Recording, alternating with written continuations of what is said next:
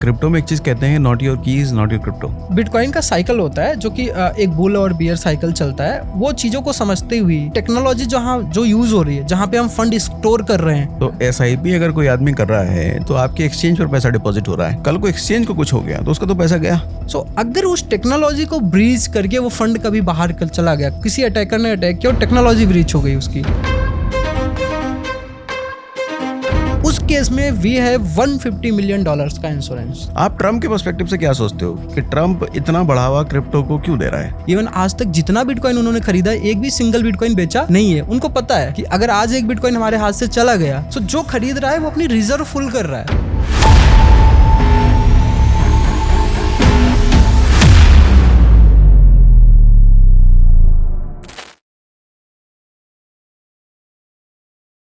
इन दिनों मुझे क्रिप्टो बड़ा एक्साइटेड करता है और मुझे लगता है आपको भी ये करता होगा।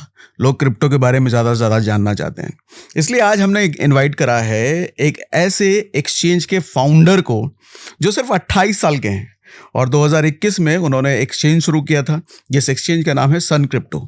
तो हमारे साथ आज बैठे हैं सन क्रिप्टो एक्सचेंज के फाउंडर उमेश कुमार प्रजापति जी। इनसे हमने बात किया है एक्सचेंजेस के साथ साथ क्रिप्टो के बारे में। हमने इनसे जानने की कोशिश करी कि बिटकॉइन का प्राइसेस अगले 5 साल में कहाँ होगा और ये क्यों वो प्राइस इन्होंने बताया, तो वो आपको समझने को मिलेगा। हमने बात किया कि कितने समझदार जो ट्रेडर्स होते हैं, जो एक्सपर्ट ट्रेडर्स होते हैं, वो लेवरेज कितना लेते हैं, क्योंकि नए नए ट्रेडर्स तो डायरेक्ट 100x लेवरेज मारते हैं। एक्सपर्ट ट्रेडर्स कितना मारते हैं, स्टॉप लॉस क्या होता है, उनका टारगेट प्राइस क्या होता है, क्रिप्टो का फ्यूचर क्या है, कब रेगुलेट होगा, अमेरिका क्यों क्रिप्टो की तरफ भाग रहा है भैया, तो क्रिप्टो आने वाले भविष्य में हमको कितना कमा के दे रहा है, हमारे लिए सेफ एसेट है भी कि नहीं है, यूथ को इसमें जाना चाहिए कि नहीं जाना चाहिए, कितने % फंड एलोकेशन इसमें करना चाहिए। ऐसी बहुत सारी बातें आज के पॉडकास्ट में हमने उमेश कुमार प्रजापति से की है, जो अगेन क्या बताया मैंने, सन क्रिप्टो के फाउंडर हैं वो। तो हमारे साथ हैं उमेश जी। तो उमेश कुमार प्रजापति जी, सबसे पहले हमें ये बताइए कि आज के समय में भारत में एक बड़ा वर्ग ये है जो कहता है कि क्रिप्टो स्पेकुलेशन है, क्रिप्टो से बच के रहो, मत इन्वेस्ट करो। लेकिन एक बड़ा वर्ग ये भी है जो क्रिप्टो को फ्यूचर एसेट मानते हैं। इनफैक्ट हम डेटा भी अगर देखें तो भारत शायद नंबर 1 पे है जो क्रिप्टो में सबसे ज्यादा अपनी होल्डिंग रखता है। राइट। तो ऐसे में यूथ कंफ्यूज होता है कि भैया भारत नंबर 1 है क्रिप्टो होल्डिंग में, लेकिन कुछ लोग कहते हैं क्रिप्टो में इन्वेस्ट मत करो, फंस जाओगे, डूब जाएगा। किसकी बात माने? जो लोग ये बोलते हैं क्रिप्टो में इन्वेस्ट मत करो, या फिर ये एक वॉलेटाइल एसेट्स है जिसका कोई फ्यूचर्स नहीं है, कोई आधार नहीं है, बेस नहीं है, लॉट्स ऑफ थिंग्स, जो कि ऐसे बहुत सारी कमेंट्स आते रहते हैं। सो फर्स्ट थिंग सर कि हमें समझना पड़ेगा कि जो लोग ये बोल रहे हैं क्या वो ऑलरेडी क्रिप्टो को समझ रहे हैं, उनकी बैकएंड टेक्नोलॉजी को समझते भी हैं या नहीं। क्योंकि जो समझते हैं फिर वो ऐसा बोलते नहीं है। आपको रीजन बताता हूँ। लाइक अमेरिका में आप देख ही रहे हैं, ब्लैक रॉक जैसी बड़ी कंपनीज बिलियंस ऑफ डॉलर की क्रिप्टो एसेट्स होल्ड कर रही हैं। Even not only black rock, other और भी बहुत सारी एंटिटीज हैं जो कि अपने रिजर्व में बिटकॉइंस की होल्डिंग्स कर रही हैं। चलो एक टाइम के लिए मान भी लेते हैं कि चलो क्रिप्टो एज ए स्कैम है, मान लो आपने मान लिया, ठीक है, कि कोई क्रिप्टो स्कैम है, कुछ आधार नहीं है। सो अगर आप इसकी जर्नी देखो, 2015 की बात करें तो बिटकॉइन की कीमत कितनी थी, $200-250। लेकिन आज के डेट में कितनी चल रही है, $1 लाख। सो जिसका कोई आधार नहीं है वो इतनी प्राइस इतनी एप्रिसिएट क्यों हो रही है? ओवर द ईयर हर साल प्राइस बढ़ रही है। और फिर अगर कोई आधार नहीं है, कोई टेक्नोलॉजी नहीं है, सो बड़ी बड़ी कंपनी जो कि पूरी दुनिया के फंड को मैनेज करती हैं, लाइक ब्लैक रॉक, वो फिर क्रिप्टो में इन्वेस्टमेंट क्यों कर रही हैं? तो फर्स्ट थिंग्स को हमें समझने वाली बात है कि अभी भी टाइम है, लोग आज भी इंटर कर रहे हैं, बड़ी कंपनीज आज भी इंटर कर रही हैं, और कंटिन्यू ये जो दौर है ये चलता जाएगा और बढ़ता जाएगा। क्योंकि अगर हम 2015 से बात करें, जर्नी जब थी 2015 के आसपास, बहुत कम लोग बिटकॉइन का नाम जानते थे, मतलब रेयरली कोई जानता होगा, अदरवाइज कोई नहीं जानता था। 2017-18 के बाद RBI का बैन जब आया था उस टाइम पे, तो थोड़ा बहुत चलो मार्केट में न्यूज आई तो लोग थोड़े बहुत अवेयर हुए उसके बारे में। इसके बाद अभी जब कोविड आया, कोविड के बाद से लोगों के अंदर ये जो इन्वेस्टिंग और ये सारी चीज़ें ये ज़्यादा बढ़ी, तो ओवर द टाइम इसमें लोग इंटर कर रहे हैं। और अभी तो जस्ट बिगनिंग है, टू बी ऑनेस्ट अगर देखें सर तो जस्ट बिगनिंग है। क्योंकि गोल्ड कितनी ओल्ड है, एसेट्स अगर हम देखें, एसेट्स क्लास गोल्ड है, सिल्वर है, लेकिन आज से नहीं है, ये सदियों से चले आ रहे हैं गोल्ड और सिल्वर। लेकिन बिटकॉइन जस्ट ओनली 15 ईयर या बोल सकते हैं आप 15 ईयर ओल्ड ही है। तो इसी वजह से कई लोग ये भी सोचते हैं कि बिटकॉइन जब 2015-14 में $250-200 का था, उस समय इन्वेस्ट करना चाहिए था। आज तो यार $1 लाख हो गया, मतलब 1 करोड़ का एक बिटकॉइन हो गया। राइट अब लेट हो गया, बहुत महंगा हो गया है। राइट। तो ये इन्वेस्ट करने का सही समय है भी। सो अगर आप लॉन्ग टर्म के लिए देख रहे हैं ना, long term in the sense कि ठीक है आपका एम है 5 to 10 ईयर हमें होल्ड करना है। लाइक अगर आप गोल्ड खरीदते हो तो हर कोई जो भी गोल्ड खरीदता है वो सोचता है बेचूं ना, क्योंकि उसको पता है ओवर द ईयर उसका प्राइस बढ़ता ही जाता है। सो अगर आपका लॉन्ग टर्म का प्लान है, सो कोई भी टाइम खराब नहीं है। इवन एक बार मैं जस्ट एक एग्जांपल देता हूँ कि लास्ट बुल रन में बिटकॉइन की प्राइस लगभग 70,000 के आसपास टच होने को था या उसी के आसपास चल रहा था। तो कई लोग बोल रहे थे इसमें इस टाइम खरीदें या ना खरीदें, क्योंकि बहुत ज़्यादा प्राइस बढ़ चुकी है। सो कई लोगों ने वहाँ पे नहीं खरीदा। बिटकॉइंस आ गया $16,000। उसके बाद 16,000 टच होने के बाद में फिर से अभी $1,25,000 चला गया और अभी भी 1 लाख चल रहा है। सो अगर आप समझो कि कोई टॉप में भी खरीदा होता, 70,000 के आसपास जब प्राइस थी तो भी खरीदा होता, तो भी आज 30 से 40% की प्रॉफिट में बैठा होता। सो लॉन्ग टर्म का अगर आपका गोल है ना, तो कोई भी टाइम बुरा नहीं होता है। हाँ, ये हो सकता है कि जैसे अभी बिटकॉइन 1 लाख चल रहा है, मे भी शायद 70,000 भी आ जाए आने वाले 1 ईयर 6 मंथ 8 मंथ में आ सकता है, कोई प्रॉब्लम नहीं है। लेकिन अगर आपका लॉन्ग टर्म का गोल है तो यही प्राइस जो आज $1 लाख के आसपास चल रही है, हो सकता है $2.5 लाख $5 लाख में देखने को मिले आने वाले 5 साल बाद। आज बिटकॉइन 1 करोड़ का है, क्या कभी ऐसा होगा कि बिटकॉइन 10 करोड़ रुपए का एक होगा? इजिली, मेरे पॉइंट ऑफ व्यू से इजिली। रीजन आपको बताता हूँ, क्योंकि कोई भी चीज अगर आप बोल रहे हो तो कैसे पॉसिबल कैसे है। जैसे अगर हम आज बात करें गोल्ड की टोटल मार्केट कैप पूरे वर्ल्ड में देखें तो $30 ट्रिलियन से ज्यादा है, मतलब इतनी ज्यादा मार्केट कैप है। लेकिन अगर आप बिटकॉइंस की मार्केट कैप अगर आप देखें सो कितनी है, मोस्टली 2.5 समथिंग इसी के आसपास ही चल रही है। $2.5 ट्रिलियन ही है ओनली, और जबकि गोल्ड की सप्लाई लिमिटेड नहीं है। गोल्ड की तो है नहीं, गोल्ड की सप्लाई, गोल्ड माइन होते रहते हैं, नए नए गोल्ड आते रहते हैं, सो सप्लाई लिमिटेड नहीं है। कई बार ऐसा होता है कि कहीं पे न्यूज आती है यहाँ पे इतने गोल्ड मिले, इतने टन्स ऑफ गोल्ड मिले। सो किसी को नहीं पता है गोल्ड की सप्लाई धीरे धीरे बढ़ भी सकती। बिटकॉइन कोई नई जगह मिलने वाला नहीं है। बिटकॉइन सिर्फ 21 मिलियन है, तो 21 है। आज अगर आपके पास एक बिटकॉइंस हो गए तो अगर आपने रख लिया तो 21 मिलियन जो बिटकॉइंस है वो किसी ना किसी के पास तो है। ट्रू। अगर किसी को खरीदना है, अगर मैं बेचना नहीं चाहता, लाइक मुझे पता है इसका फ्यूचर है, तो किसी को खरीदना है तो वो अभी 1 करोड़ की प्राइस चल रही है, वो बोलेगा 1 करोड़ 10 में दे दो, 1 करोड़ 20 में दे दो। फिर भी कोई नहीं बेच रहा है तो प्राइस ऑटोमेटिक बढ़ती जाती है, क्योंकि सप्लाई लिमिटेड है। और अगर गोल्ड की सप्लाई देखें तो वो लिमिटेड नहीं है, वो डे बाय डे माइंस होके आते रहते हैं। तो जो गोल्ड की मार्केट कैप जिसको पूरी दुनिया अडॉप्ट कर रही है, राइट, उसकी $30 ट्रिलियन के आसपास है और बिटकॉइन की सिर्फ 2.5। सो अगर बिटकॉइन की मार्केट कैप 25 ट्रिलियन चली जाती है तो आज $1 लाख से प्राइस सीधा $1 मिलियन पहुंच जाएगा, जो आपका एक्सपेक्टेशन है। और ये पॉसिबल है, लोग बोलते हैं ना पॉसिबल है या नहीं। सो ये सिर्फ प्राइस पॉइंट ऑफ व्यू से नहीं बात करेंगे हम कि सिर्फ प्राइस ही पहुंच जाएगा, लोगों को मोटिवेट कर ले इन्वेस्टमेंट के लिए, नहीं, ऐसा नहीं है। आप लॉजिकली समझो फाइनेंस कैसे काम करता है। गोल्ड की प्राइस इतना ज़्यादा बढ़ी क्यों? क्योंकि हर एक कंट्री अपने रिजर्व में गोल्ड रखती है। अगर आज अमेरिका कुछ भी डॉलर इशू कर रहा है फिएट करेंसी, तो उसके बैक में गोल्ड होता है। आज इंडिया की ट्रेजरी में गोल्ड है, हर एक कंट्री, चाइना भी अपनी ट्रेजरी में गोल्ड रख रहा है। लेकिन जिस दिन ये कंट्रीज एडॉप्शन करने लगी कि अपनी ट्रेजरी में बिटकॉइन भी रखें, सो होगा क्या कि बिटकॉइन की डिमांड बढ़ती चली जाएगी। हर कोई कंट्री चाहेगी कि हमारे पास कितना ज्यादा बिटकॉइंस हो, सो दैट उनकी इकोनॉमी मजबूत हो पाए। जब ये दौर आने लगेगा तो इवन जो प्राइस है, क्योंकि बिटकॉइन की सप्लाई तो लिमिटेड है, हर कोई आज बड़े बड़े इंस्टीट्यूशंस खरीद के रखे हुए हैं, तो कोई बेचना तो चाहता नहीं। आज के डेट में मैं बहुत सारे लोगों से मिलता हूँ जिनके पास अच्छे खासे बिटकॉइंस है, वो बोलते हैं मुझे तो जरूरत ही नहीं है, बेचने की क्या जरूरत है, मैं तो $3,000-5,000 पे लिया था, आज भी पड़े हैं। सो जब बिटकॉइन की सप्लाई लिमिटेड है, डिमांड बढ़ती जाएगी, इवन जब गवर्नमेंट अडॉप्ट करेंगी, सो ऑटोमेटिक प्राइस बढ़ने जाएगा। और इवन ये जो 10 करोड़ की बात है, ये कोई मतलब ऐसा नंबर्स नहीं है कि अनअचीवेबल है, इजिली अचीव हो सकता है अगर हम फाइनेंस को देखें। तो क्या बिटकॉइन कभी 100 करोड़ रुपए का भी एक होगा?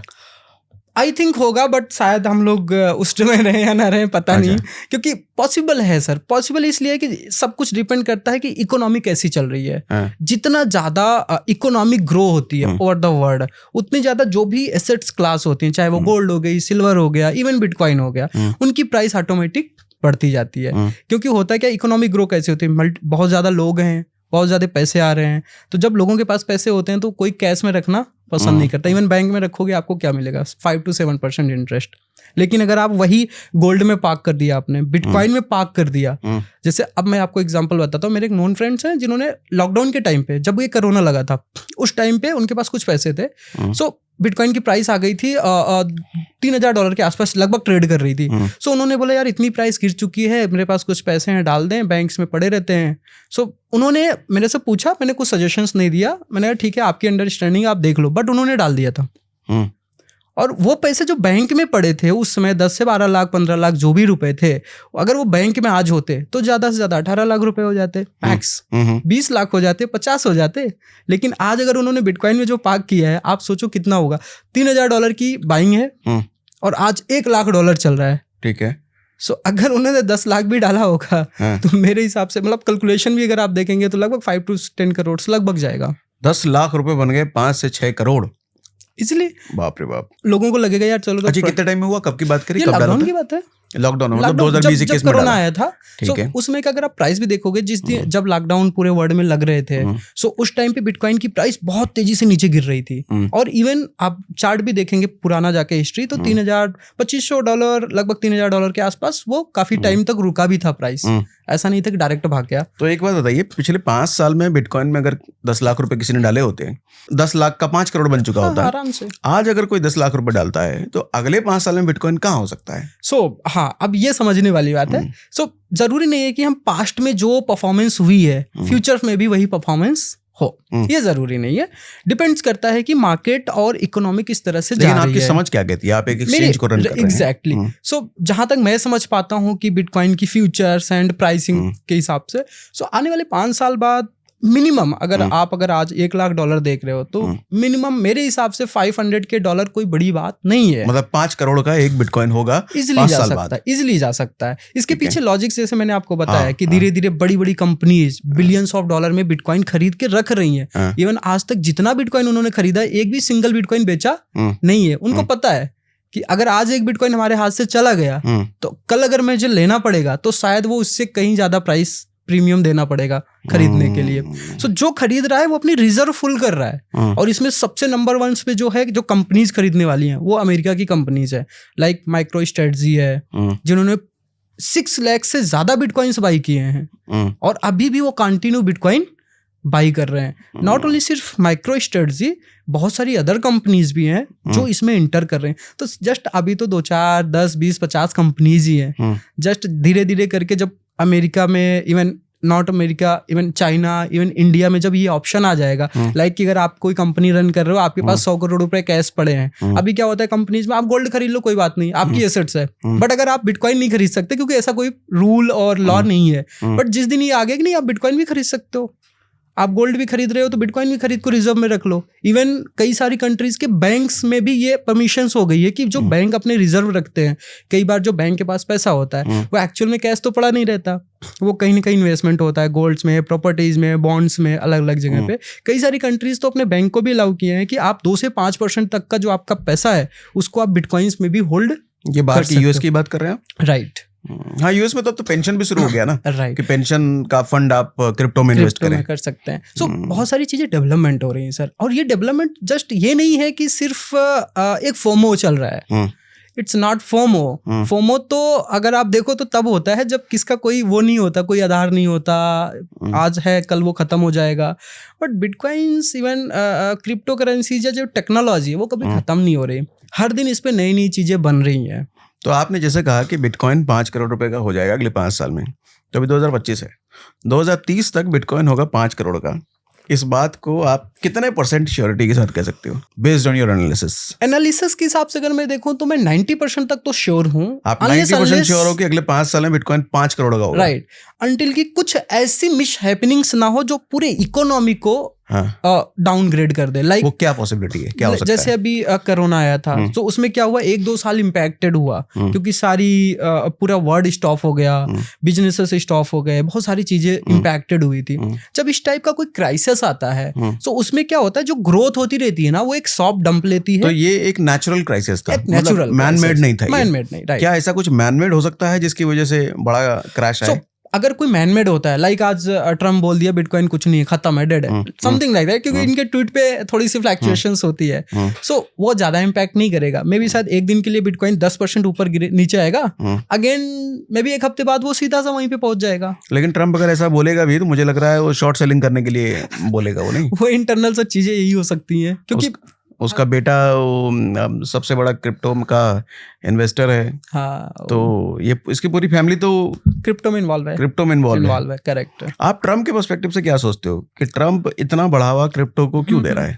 क्या रीजन हो सकता है इसके पीछे? सर एक चीज समझते हैं, बहुत लॉजिकली है, जो कि आजकल इवन जो फाइनेंस वर्ल्ड में लोग हैं ना, वो कुछ लोग समझ रहे हैं बट कुछ नहीं समझ रहे हैं। आपको बताता हूँ, जो दुनिया में सबसे ज्यादा करेंसी चल रही है ना, जिसको हम स्टेबल कॉइन्स बोलते हैं, स्टेबल कॉइन्स लाइक USDT। आज USDT जो इशू करने वाला है या जो इशू करने वाली कंपनी है, वो कहाँ की है? वो अमेरिका की है। USDC, USDT दो ये स्टेबल कॉइन्स हैं जो सबसे ज्यादा मार्केट में चलते हैं। इनकी मार्केट कैप आई थिंक कई बिलियंस ऑफ डॉलर की है। सो ये जो इशू करने वाली कंपनीज हैं, ये अमेरिका की हैं। एक USDT जब कोई इशू होता है मार्केट में, उसके बदले वो कंपनी US गवर्नमेंट से $1 बाई करके बैंक में रखती है। हाँ। सो आज अगर $20 बिलियन या $50 बिलियन के टोटल स्टेबल कॉइन्स मार्केट में हैं, सो 20 या 30 XYZ नंबर्स हो सकता है, वो बिलियंस ऑफ डॉलर किसके हैं? अमेरिका के हैं। पूरी दुनिया उसको बाई की है, लेकिन अल्टीमेट पैसा किसके पास गया? अमेरिका के पास गया है। सो इससे क्या हो रहा है, जितनी ज्यादा एडॉप्शन क्रिप्टो की बढ़ रही है, अमेरिका का उतना ज्यादा स्ट्रांग इस क्रिप्टो मार्केट में बन रहा है। क्योंकि पूरी करेंसी जिसको आज हम ट्रेड करते हैं, इवन आप देखेंगे तो मोस्ट ऑफ 90% तक जो स्टेबल कॉइन्स जो गैदर कर रखे हैं, वो सिर्फ और सिर्फ USDT, USDC और 1-2 कॉइन्स है नॉर्मली। वो सारे के सारे US के हैं और सारे के सारे डॉलर से बैक्ड हैं। सो अमेरिका का ओवरऑल देखेंगे तो जितने भी लोग दुनिया में आज इवन सन क्रिप्टो भी बात करें, सो यूजर्स मान लो $1 मिलियन का USDT होल्ड कर रहे हैं। सो $1 मिलियन जो है वो एक्चुअल में किसके पास है? वो अमेरिका के पास है। तो कल को अगर डॉलर गिरता है तो क्या इम्पैक्ट होगा? सो डॉलर गिरता है तो डेफिनेटली USDT पे इम्पैक्ट आएगा, USDT गिरेगा, इम्पैक्ट आएगा, मतलब क्रिप्टो गिरेगा, राइट, गिरेगा सर। एंड इसी चीज को देखते हुए अब क्या हुआ, टेक्नोलॉजी बन रही है। अभी क्या होता था, पूरी डिपेंडेंसी डॉलर पे होती थी। पहले आप देखें यूरो चलता था, बट अब की पूरी डिपेंडेंसी डॉलर पे है। अभी क्या करिए, अदर कंट्रीज लाइक इंडिया भी देख लो, चाइना भी देख लो, या अदर जो टॉप की कंट्रीज हैं, वो खुद के स्टेबल कॉइन्स पे काम कर रही हैं। उससे होगा क्या कि जैसे आज भी आपने रिसेंटली न्यूज़ देखा होगा कि इंडिया भी स्टेबल कॉइन्स पे काम कर रहा है। इंडिया स्टेबल कॉइन्स पे काम कर रहा है, उसका मतलब ये हुआ कि एक ARC करके एक एसेट्स क्लास अभी आ रही है, जो कि आई थिंक अभी अप्रूवल नहीं हुआ है। इंडिया ऑफिशियल्स की तरफ से कोई ऐसी कंफर्मेशंस नहीं आई है, बट सोर्सेस ऐसा बोल रहे हैं कि इंडिया ऑलरेडी इस पे काम कर रहा है। जहां तक मैंने न्यूज़ देखी है प्रॉपर, उसमें होगा क्या, अगर ये आता है तो जब भी एक स्टेबल कॉइन्स इशू किया जाएगा लाइक USDT के जैसा, तो एक स्टेबल कॉइन इशू करने पे ₹1 INR बैक इंडिया का होगा।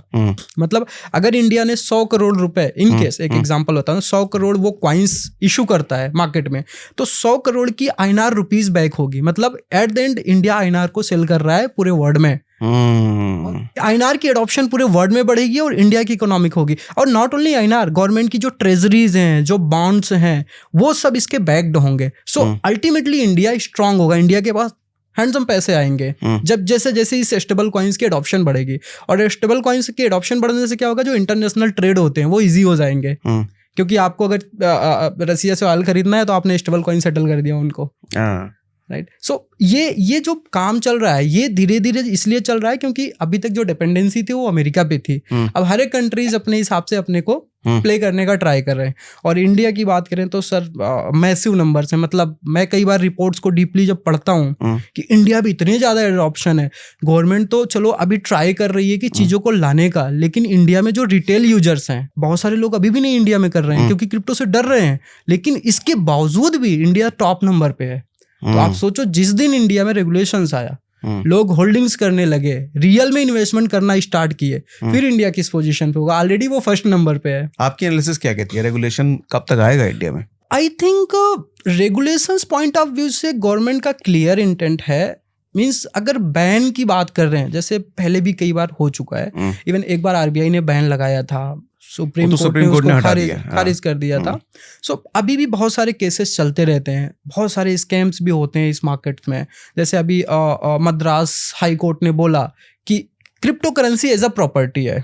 सो ऐसी बहुत सारी डेवलपमेंट्स हो रही है, बट गवर्नमेंट का जो पॉइंट है, पॉलिसी, रेगुलेशंस, ये सारी चीज़ें मेरे हिसाब से ये आएंगी। हो सकता है थोड़ा डिले हो, क्योंकि गवर्नमेंट को जब कोई एक स्टेप भी लेना होता है ना, तो उसके पॉजिटिव और निगेटिव इम्पैक्ट दोनों देखने होते हैं कि क्या हो सकता है, क्या निगेटिव हो सकता है। और इवन हम तो सोचते हैं सिर्फ रेगुलेशंस, हमें दिखता है सिर्फ रेगुलेशंस आ गया, लेकिन इसके पीछे बहुत सारे वर्क होते हैं। इसमें यूजर की प्रोटेक्शन कैसे है, प्लेटफॉर्म कैसे काम करेंगे, कोई मनी लॉन्ड्रिंग तो नहीं होनी है, कोई मिसयूज तो नहीं कर सकता इस चीज़ का, बहुत सारी चीज़ें होती हैं। सो उस पॉइंट्स पे आई थिंक मुझे लगता है ऐसा इंटरनली गवर्नमेंट काम कर रही होगी और कर भी रही होगी, क्योंकि इवन जो भी FIU रजिस्टर्ड एक्सचेंजेस हैं वो आज भी प्रॉपर ढंग से काम कर रहे हैं। इवन अगर हम सन क्रिप्टो की बात करें, सो हम लोग फुल्ली कंप्लायंस होने का ट्राई भी करते हैं, इवन है भी कि जो भी रेगुलेशंस आता है, इवन आज रेगुलेशंस नहीं, अगर आप देखो FIU जस्ट एक गाइडलाइंस दे रहा है, बट उसके अलावा भी हम लोग बहुत सारे ऐसे स्टेप्स रखते हैं सो कि गवर्नमेंट को प्रूफ कर पाएं कि हम लोग बेटर काम कर रहे हैं। तो रेगुलेशन पॉइंट ऑफ व्यू से मुझे ऐसा लगता है बहुत ज़्यादा टेंशन की बात नहीं है, ओवर द टाइम आएगा। ओवर द टाइम लगभग कितना हो सकता है? आप ऐसे कोई प्रेडिक्शन तो नहीं कर सकते, but max to max 3 to 5 max. उससे पहले गाइडलाइंस आ जाएंगी, रोड मैप आ सकते हैं कि कैसे क्या होने वाला है, बट आई थिंक 5 ईयर तो इनफ है मेरे हिसाब से। ठीक है। आपके एक्सचेंज पे आपने किसी ऐसे यूजर को देखा है जो कि बहुत छोटे पैसे से आज करोड़पति या बड़ा पैसा बनाया हो? ओके, सो ठीक है, इसके बारे में भी डिस्कस करते हैं। थोड़ा नाम तो प्राइवेसी हो सकती है। सो ऐसे बहुत सारे यूजर्स हैं सर, जो जिनका कॉन्फिडेंस क्रिप्टो मार्केट में काफ़ी हाई लेवल का है, और वो कोई ऐसे वॉलेटाइल टाइप की गेम नहीं करते कि आज से खरीदा या फिर ऐसे कर लिया। और मतलब एक होता है ना कि बहुत ज़्यादा वॉलेटाइल, जैसे लोग बोलते हैं कि अदर टाइप्स की, वो नहीं है। इवन बहुत सारे यूजर्स हैं, मैं एक का नाम तो नहीं ले सकता, बट एक का एग्जांपल लेता हूँ आपको। वो ऐसे यूजर्स हैं, एक दिन में 5 करोड़ की ट्रेड लेता है, एक बार में 5 to 10 करोड़ की ट्रेड लेता है, एक बार की जो उनकी ट्रेड्स होती है उस 50 लाख to 1 करोड़ रुपए का प्रॉफिट बनता है। ठीक है, ऐसे है। सो ये हो गए हाई वैल्यूम ट्रेडर्स जो कि ऑलरेडी ऐसे कर रहे हैं, इवन इंडिया में कर रहे हैं, और 5 करोड़ लगाया, 1 करोड़ का प्रॉफिट, मतलब 20% हो गया, 20%। और ये बहुत सिंसियर लोग होते हैं, मतलब ऐसा नहीं है कि भाई अनमेच्योर नहीं होते, मेच्योर होते हैं। और इनकी जो बाइंग और इनकी जो ट्रेडिंग होती है वो काफी मतलब काफी मेच्योर टाइप की होती है। ऐसा नहीं होता है कि भाई 100%, 200%, 1000% तक का वेट करते हैं किसी कॉइन में लगा के, ऐसा नहीं होता है। ये बहुत स्मार्ट टाइप से मूव प्ले करते हैं, मतलब एक ही यूजर्स नहीं, ऐसे मल्टीपल यूजर हैं जो ऐसा करते हैं। मैं सन क्रिप्टो अगर आप देखें तो 2 मिलियन से ज़्यादा रजिस्टर्ड यूज़र आज हैं हमारे पास में, और जिसमें से आई थिंक 13 lakhs यूज़र्स ऐसे हैं जो कि एक्टिव यूज़र्स हैं, जो KYC कंप्लीट है और ओवरऑल ट्रेडिंग्स वगैरह में एक्टिविटी कर रहे हैं। सो जस्ट मैं एक एग्जांपल देता हूँ। मैक्सिमम यूजर्स तो ऐसे बहुत सारे यूजर्स हैं जो करते हैं। इवन कई बार हम सोचते हैं मेम कॉइन्स का दौर। सो मेम कॉइन्स जो होते हैं, जैसे कई बार लोग बोलते हैं कि इसमें टाइमली बहुत अच्छा प्रॉफिट बन जाता है, 1000%, 5000%।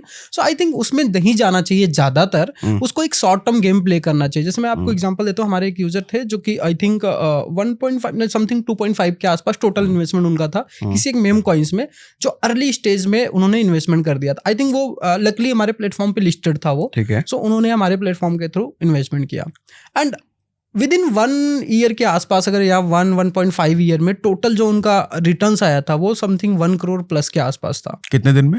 जस्ट 1 ईयर में, 1 साल में 1 करोड़ का रिटर्न्स था। कितना इन्वेस्टमेंट बताया? 2.5 लाख, 2.5 लाख बन गए 1 करोड़। 1 करोड़। सो ये 1 साल में, 1 साल में। अब ये स्टोरी थोड़ा इंस्पायरिंग लगती है, लोगों को लगता होगा ना कि यार ऐसे तो हर किसी का बन सकता है, बट हाँ बनता है, बट लेकिन बहुत वाइजली और बहुत समझ के साथ। अच्छा, उन्होंने एग्जिट भी किया मार्केट से, ऐसा नहीं कि वो एक मेम कॉइन्स था। मेम कॉइन्स में यही होता है कि ओवर द टाइम कई बार वो प्राइस बहुत ज़्यादा बढ़ती जाती है। सो टाइम से अगर आप एग्जिट नहीं करते हो तो वो पोर्टफोलियो आपका खत्म भी हो सकता है।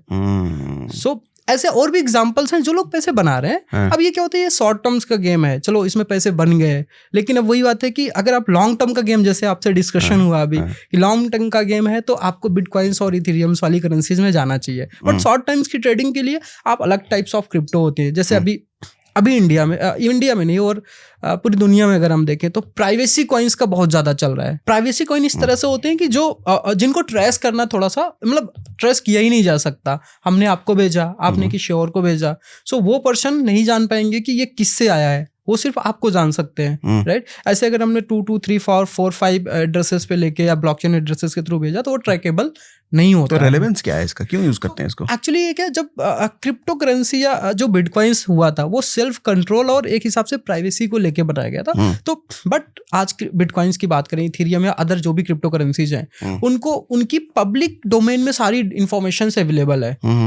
आपने किसी को भेजा, वो कहाँ पे क्रिप्टो गई, किसने कहाँ भेजा, वो हंड्रेड्स ऑफ बैक में भी अगर उसको जाना पड़े ना उसके सोर्स को जानने के लिए, तो वो पब्लिक में अवेलेबल है, हर कोई जान सकता है। आज ऐसे ऐसे टूल्स आ गए हैं मार्केट में कि 1 मिनट या 1 सेकंड्स में आपको बता देते हैं कि ये इस एड्रेस पे आया क्रिप्टो, तो ये कहाँ से होके आया है। 100 एड्रेसेस से होके ये क्रिप्टो इस एड्रेस पे आया हुआ है। सो वो होता है पब्लिक इंफॉर्मेशन। बस इस रूट को ब्लॉक करने के लिए प्राइवेसी कॉइन्स आए हैं। तो इसको ब्लॉक करके क्या अचीव किया जाता है, क्या फायदा होता है? सो इसमें क्या होता है कि आइडेंटिटी हाइड की जाती है। इवन आइडेंटिटी हाइड ये है कि जैसे मान लो एक ही एड्रेस तो दिख रहा है, हमने आपको भेजा, आपको पता है हमने भेजा, बट हमने कहाँ से लिया आपको पता ही नहीं है। ओके। और ये हाइड हो गया। बट ऐसा क्यों करते हैं? सो इसमें अलग अलग टाइप्स के इसके टर्म्स क्या है, इनका यूज केस क्या है, आज भी अगर हम देखें जो गवर्नमेंट और रेगुलेटरी पॉइंट ऑफ व्यू से वो आज भी क्लियर नहीं है। क्योंकि ये जो किया जाता है वो टोटल आइडेंटिटी हाइड करने के लिए। और इस अब रियलिटी में आपको बताता हूँ इसमें होता क्या है। इन कॉइन्स को जनरली एक्सचेंजेस भी प्रमोट नहीं करते हैं, गवर्नमेंट भी इस कॉइन्स को जल्दी अप्रूवल्स नहीं देती। कई सारी कंट्रीज में ये प्राइवेसी कॉइन्स बैन हो रखे हैं। बट इसमें होता है कि कई सारे जो गलत काम होते हैं वो भी हो जाते हैं इसमें। सो दैट्स व्हाई ये इस टाइप की जो करेंसीज हैं, गलत काम जैसे मनी लॉन्ड्रिंग, हाँ लाइक दैट, वही उस टाइप के जो भी होते हैं, डार्क वेब हो गया और भी अदर जगह पे ये होते हैं। दैट्स व्हाई ये चीजें जो हैं वो गवर्नमेंट इसको सपोर्ट नहीं करती है। ठीक है। और अभी भी देखेंगे Indian exchanges, most of exchanges में प्राइवेसी कॉइन्स है नहीं। बट ये दौर इसलिए आता है कि इवन होता क्या है कि अभी जैसे बिटकॉइंस काफी अच्छा मूवमेंट दिखाया, तो अदर कॉइन्स भी होते हैं, लाइक जैसे इथेरियम हो गया, सोलाना हो गया, लाइक प्राइवेसी कॉइन्स हो गए और भी अदर कॉइन्स हैं, ये सब मूव दिखाना स्टार्ट करते हैं। ठीक है, राइट। ओके। तो एक बात बताइए, आपके एक्सचेंजेस पे काफी सारे ट्रेडर होंगे, मुझे ये बताओ कि बिटकॉइन इथेरियम के अलावा और कौन कौन से कॉइन्स होते हैं जिसमें एक नए ट्रेडर को ट्रेड करना चाहिए और क्यों? सन क्रिप्टो की अगर हम बात करें तो वी हैव मोर देन 600 से ज्यादा कॉइन्स लिस्टेड है प्लेटफॉर्म पे। वो भी दोनों पे, एक तो फ्यूचर्स हो गया, सॉरी स्पॉट हो गया, एंड एफएनओस पे भी आई थिंक 600 से ज्यादा लिस्टेड है।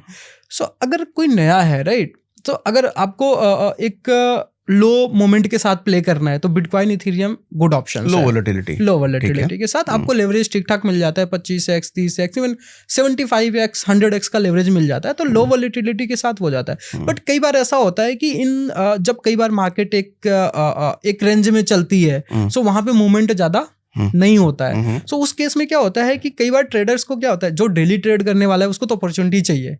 वो सिर्फ बिटकॉइंस और इथेरियम में नहीं, उसको किसी भी कॉइन्स में दिख रहा है, उनकी ट्रेड सेटअप बन रही है, सो उनको वहां पे प्ले करना होता है। ठीक है। सो एक्सचेंजेस ने भी ये रियलाइज किया, लाइक हमने भी ये कई बार रियलाइज किया कि यार सिर्फ बिटकॉइंस, इथेरियम, सोलाना जैसे करेंसीज में ही ट्रेड नहीं किया जा सकता, और भी मल्टीपल करेंसीज हैं जिसका ऑप्शन देना चाहिए, क्योंकि सो दैट यूजर्स को भी एक मल्टीपल ऑप्शंस मिले। 5 to 10 करेंसीज में ट्रेड करना में भी शायद वहां पे सेटअप ना मिले प्रॉपर ढंग से, बट अदर जो 600 करेंसीज हैं जिसमें आप ट्रेड कर सकते हैं, वहाँ वोलेटिलिटी ज्यादा है, वहाँ वोलेटिलिटी, इसलिए अपॉर्चुनिटी भी बड़ी है, अपॉर्चुनिटीज भी बड़ी होती है। इवन मैंने कई बार रियलाइज किया है कि जब बिटकॉइंस और ये अदर कॉइन्स एक रेंज में चलते रहते हैं, वहां पे उस पे वॉल्यूम्स नहीं आते, लोग उस पे ट्रेड नहीं करते। जिनमें वोलेटाइल रहता है उसमें ज्यादा लोग प्ले करने का ट्राई करते हैं, क्योंकि बिटकॉइन इथेरियम 1-2% दिन का घूमेगा, ये छोटे वाले 10-10%, 20-20% घूम जाते हैं। सो अगर 10% कोई एक कॉइन्स मूव हुआ, अगर किसी ने 10x की लेवरेज, 10x की लेवरेज ले रखी है, तो 100% के आसपास उसका गेन एक ही दिन में डबल करेगा हो जाता है।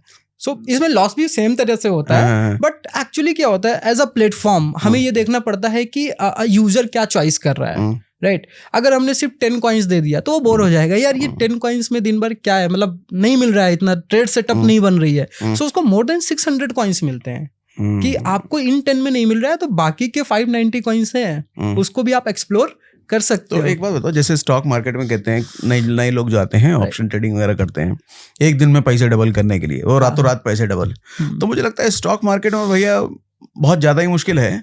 लेकिन क्रिप्टो में आपको ये नहीं कहूँगा बहुत आसान है, लेकिन अपॉर्चुनिटीज ज़्यादा मिल जाती हैं रातों रात पैसे डबल करने की। राइट क्योंकि यहाँ ऐसे ऐसे कॉइन्स हैं जो 20x 30x भी मूव कर जाते हैं, और उसमें लेवरेज 100x ले लो तो भैया एक दिन में पैसा डबल नहीं ट्रिपल चौपल हो सकता है एक ही दिन में हो सकता लेकिन हाँ उसके साथ ये भी रिस्क आ गया कि वो आपका पैसा उतनी तेजी से उड़ाएगा भी हो सकता है। अगर स्टॉक मार्केट को कंपेयर करें सर, एफएनओ की बात कर लेते हैं, छोटा सा क्लिप है कि एफएनओज में अगर आप स्टॉक मार्केट में करना चाहते हैं तो सुबह 9:30 से शाम को 4 के आसपास तक मार्केट ओपन 3:30 तक। सो उसी के आसपास लग रहा है बहुत दिन हो गया स्टॉक मार्केट में कुछ जनरली होता क्या है कि अब क्रिप्टो में इन्वॉल्व है तो सर जाहिर सी बात है उसी चीज में इन्वॉल्व रह जाते हैं, तो ठीक है आपको एक टाइम फ्रेम के अंदर ही ट्रेड करना होता है, उसके बाद मार्केट वहां पे स्टॉप हो जाती है। बट क्रिप्टो को कंपेयर करो आप, क्रिप्टो में क्या 24/7 है, सैटरडे संडे भी ऑफ नहीं है और ना ही कोई टाइम है। आज जैसे मैं जॉब करता हूँ, एक एग्जांपल, सो मैं सुबह 9 से लेके 6 तक जो जॉब करता हूँ तो मैं ट्रेड कब करूंगा? इवन अगर मुझे सीखना भी है, इवन आगे मुझे एक्स्ट्रा मनी भी अर्न करनी है ट्रेडिंग से, तो मैं नहीं कर सकता स्टॉक्स में। बट क्रिप्टो में क्या है, आपने 6 से 9 जॉब की, कोई बात नहीं, 2 घंटे आप आए, 2 घंटे में आपने देखा 8 से 10 के बीच में कोई ट्रेड सेटअप बन रही है, आपने एक ट्रेड ले लिया। सो आपको फ्लेक्सिबिलिटी मिलती है कि 24/7 मतलब 1 मिनट के लिए भी कोई मार्केट रुकने वाली नहीं है। एक तो ये हो गया। सेकंड होता है कि आपको यहाँ पे कोई जिसको हम बोलते हैं उसको ट्रिगर बोलते हैं, या आई थिंक मुझे स्टॉक मार्केट में आइडिया नहीं आ रहा है क्या बोलते हैं, जिसमें जाके एक प्राइस, जैसे कोई प्राइस पंप हो रही तो 5% से ज्यादा पंप नहीं हो पाती है, ठीक है, सॉकेट्स वो लग जाते हैं कि 5% से ज्यादा पंप नहीं हो गई, गिर रही तो कोई 5% से ज्यादा पंप नहीं हो गई, गिरेगी नहीं होगा, राइट। सो उसमें क्या होता है, जो लेवरेज वाले ट्रेडर होते हैं उनको ये हो जाता है कि अगर किसी को आपने 5x 10x के साथ लेवरेज लिया हुआ है तो 5% ही गिरेगा, इससे ज्यादा नहीं किया। मान लो आपने कोई शॉर्ट पोजीशन ली, आपको पता है ये गिरने वाला है, सो आपको भी पता है यार ये तो 5% ही गिरेगा, मतलब आपकी 10x की लेवरेज है तो 50% का प्रॉफिट होगा, इससे ज्यादा नहीं गिर सकता। जबकि एक्चुअल में वो 10% 20% भी गिर सकता था, बट वो नहीं गिर पाता क्योंकि वहां पे सॉकेट हिट हो जाते हैं। बट क्रिप्टो में ऐसा नहीं है। इसके कुछ अच्छी बातें भी हैं, बुरी बातें भी है, बट क्रिप्टो में ऐसा नहीं होता। अगर आपकी प्रेडिक्शन सही रहती है, आपने देखा मार्केट में कि मोमेंट बन रहा है गिरने का, आपने शॉर्ट पोजीशन ओपन कर ली, तो भी शायद बिटकॉइन इथेरियम 10% भी गिर जाते हैं एक दिन में। अदर कॉइन्स तो 20% गिर जाते हैं। तो अगर आपकी लेवरेज उस हिसाब से है तो आप एक अच्छी मनी 60% गिरते हैं सर, गिरते हैं डेफिनेटली।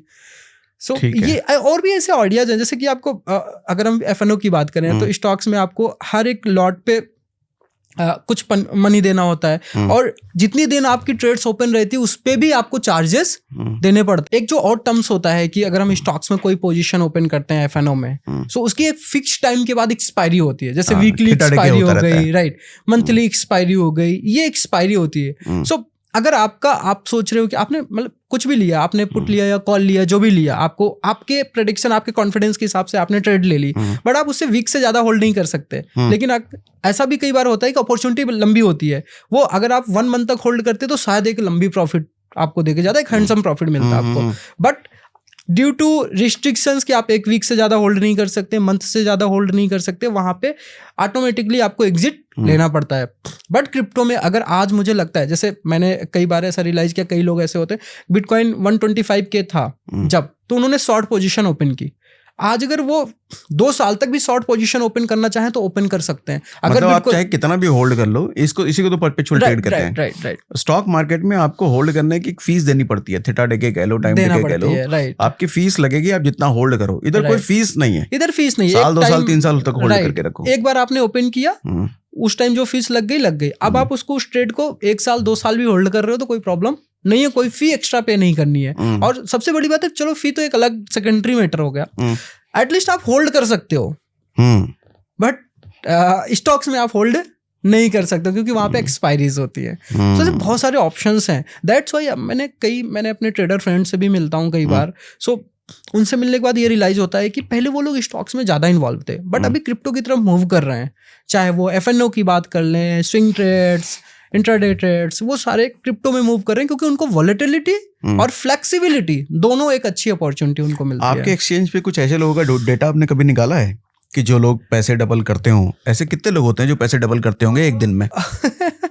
ये डेटा थोड़ा सा क्रिटिकल है, बट ठीक है, मैं ऐसे लेकिन ऐसा होता है एक दिन में लोग पैसे डबल है। करते हैं, देखा है आपने? सो होता क्या है सर, जनरली जो लो मार्केट कैप के कॉइन्स होते हैं एक दिन में कई बार 100%, 200%, अभी रिसेंट में एक कॉइन्स था जो कि FNO में लिस्टेड था, वो एक दिन में आई थिंक 500% का गेन दिया। सो आप सोचो 500% का गेन है, अगर किसी ने 50x का भी लेवरेज लिया होगा तो 2500% का गेन हो गया उसका।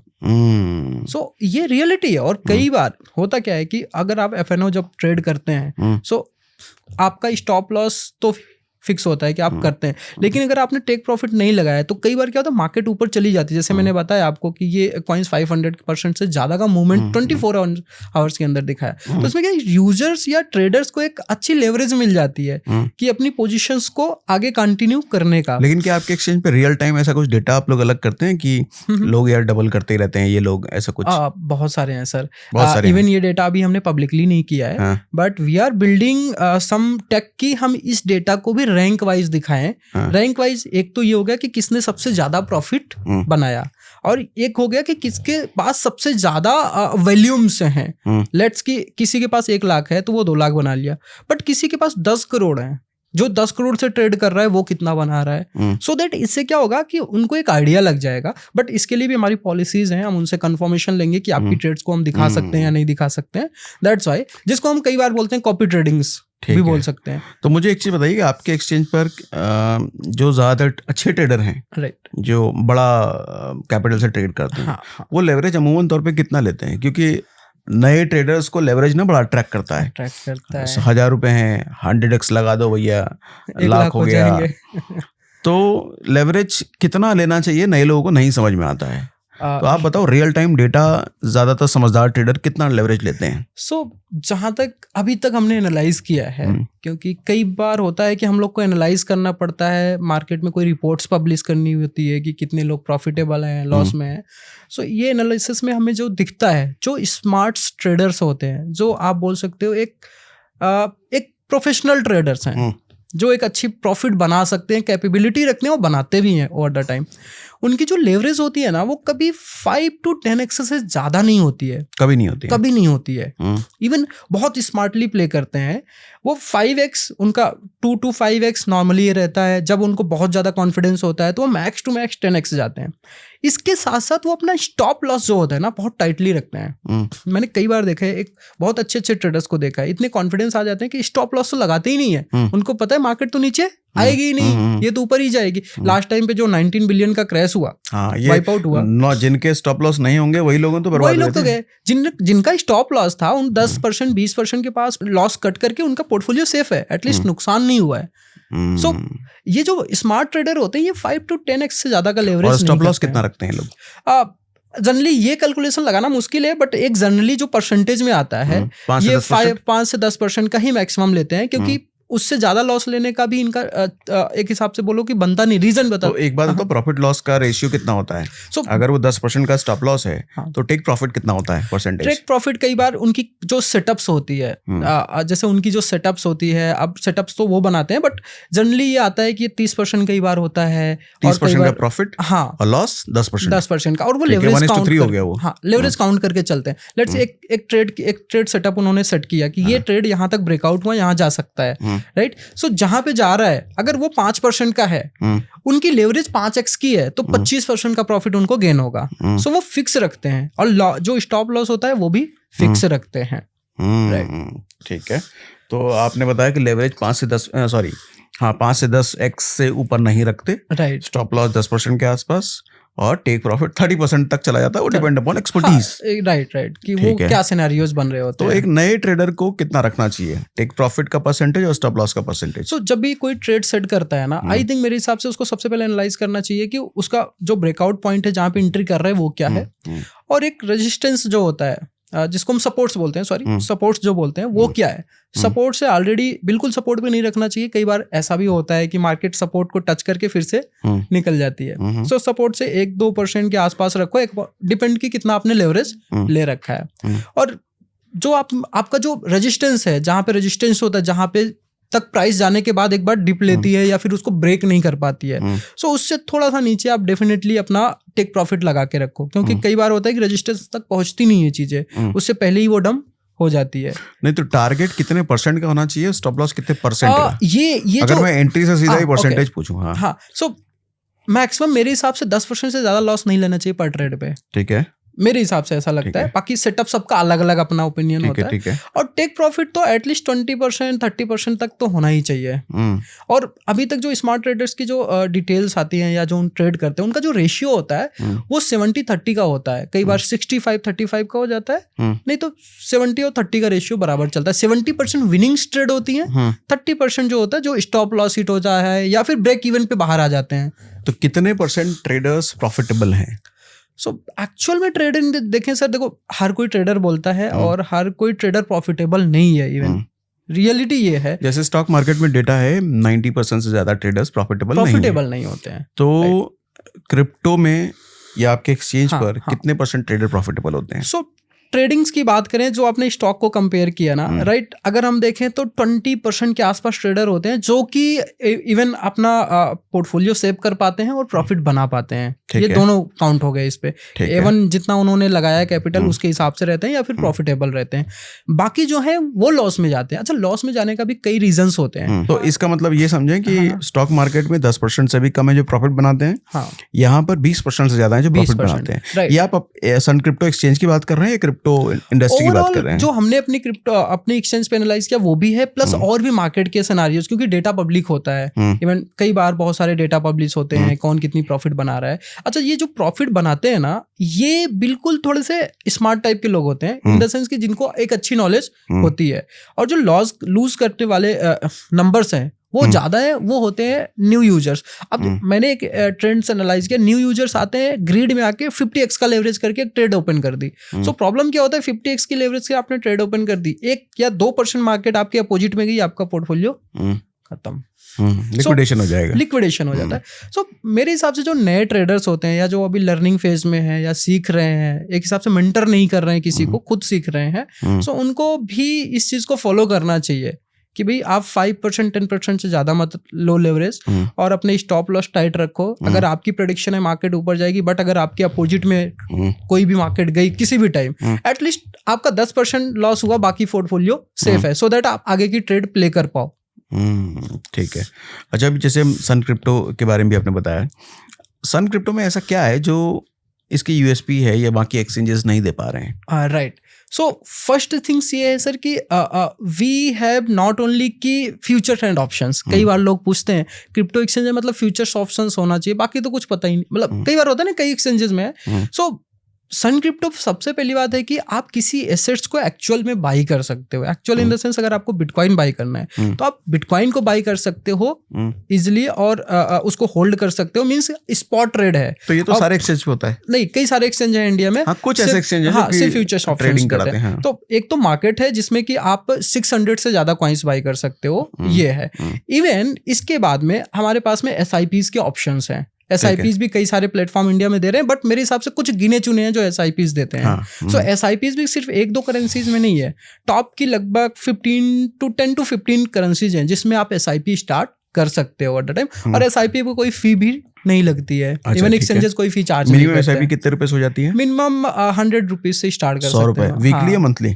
आप जैसे चाहें, आप डेली चाहे डेली कर लें, वीकली चाहे वीकली। नहीं, मिनिमम कुछ होगा ना कि नहीं, मिनिमम 100 रुपीज से पर SIP है। अब आप 100 रुपीज आपने सेलेक्ट किया। SIP का ड्यूरेशन क्या है? मिनिमम ड्यूरेशन जो होता है वो वीकली होता है, वीकली मंथली एंड आगे भी होता है।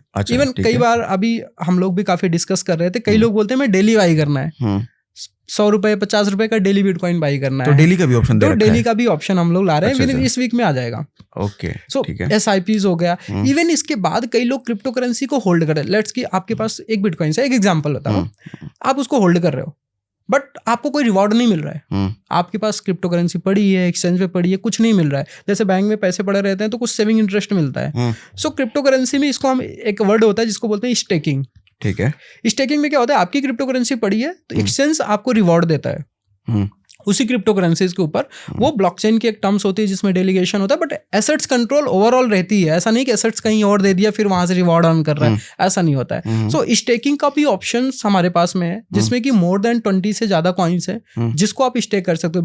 Bitcoin, Ethereum, Solana, Polygon, Tron and बहुत सारे ऐसे कॉइन्स हैं जिसको आप अगर आप होल्ड कर रहे हो तो होल्ड के साथ साथ एनुअली 5 to 10% एक्स्ट्रा भी आप उस पे ये 5 to 10 एक्स्ट्रा ये मंथली है या क्या है? नहीं, ये एनुअल होती है, एनुअली होती है। मतलब इन कॉइन्स को आप खरीद लो जिन पे स्टेकिंग की फैसिलिटी आपने दी है, राइट, और वो सालाना 10% देंगे, राइट, ठीक है। ये इजिली देते। कई कॉइन्स हैं जो 20% भी देते हैं, मतलब एफडी से ज्यादा अच्छा। हाँ, कह सकते हैं। अच्छा, ये 10% क्या श्योर होता है? नहीं, श्योर होता है, श्योर होता है। मतलब इनमें रिस्क नहीं है? इसमें रिस्क नहीं होता है क्योंकि ये ब्लॉकचेन्स के रिवॉर्ड्स होते हैं जो आते हैं एक्चुअल में, और वो रिवॉर्ड्स ही यूजर्स को मिलते हैं।